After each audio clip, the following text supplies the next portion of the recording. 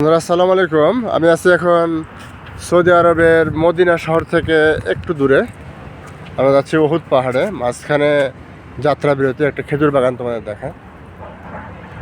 কত বিশাল বিশাল গাছ, প্রত্যেকটা গাছের গোড়ায় পাইপ দেওয়া আছে পানি দেওয়ার জন্য, এবং লাইটিংয়ের ব্যবস্থা আছে। বসার এখানে প্রতিটা খেজুর গাছের মাঝখানে সিট আছে, কেউ এখানে বসে থাকতে পারবে। চমৎকার সুন্দর একটা পরিবেশ। Wow, excellent. অনেকদিনের ইচ্ছা ছিল সৌদি আরব এসে খেজুরের বাগান দেখব। চমৎকার, অনেক সুন্দর বড় একটি বাগান।